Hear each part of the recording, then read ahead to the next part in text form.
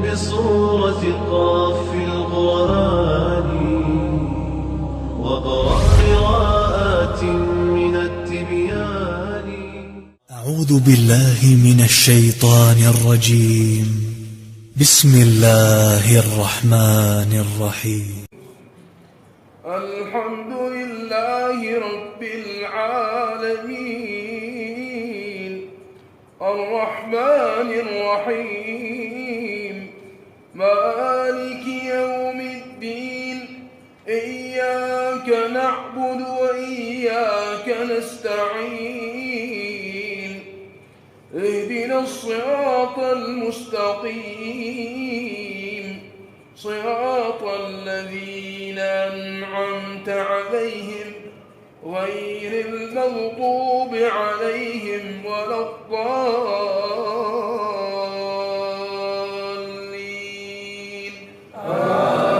آمين.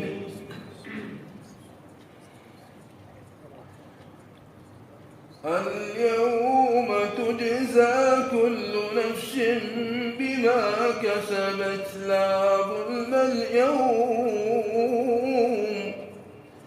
إن الله سريع الحساب وانذرهم يوم الآزفة إذ القلوب لدى الحناجر كاظمين ما للظالمين من حميم ولا شفيع يطاع يعلم خائنة الأعين وما تخفي الصدور والله يقضي بالحق والذين يدعون من دونه لا يقضون بشيء إن الله هو السميع البصير.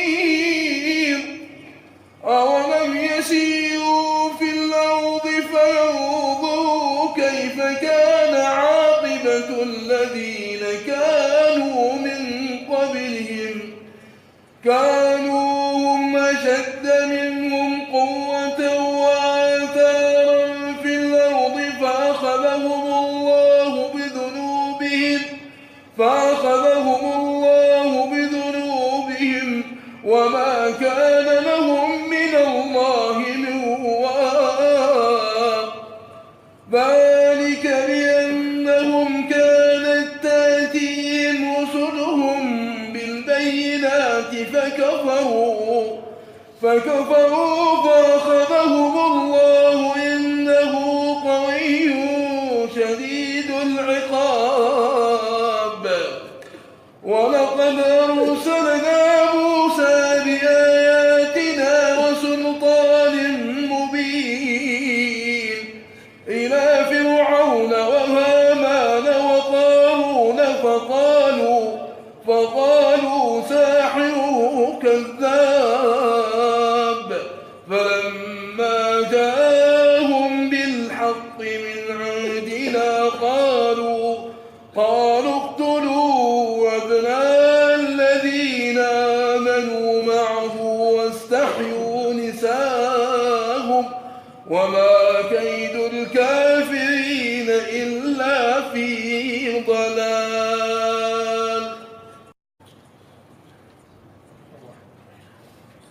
وقال فرعون ذروني يقتل موسى وليدع ربه إني أخاف أن يبدل دينكم أو أن يظهر في الأرض الفساد. وقال موسى إني عذت بربي وربكم من كل متكبر لا يؤمن بيوم الحساب. وقال رجل مؤمن من آل فرعون يكتم إيمانه أتقتلون رجلا أن يقول ربي الله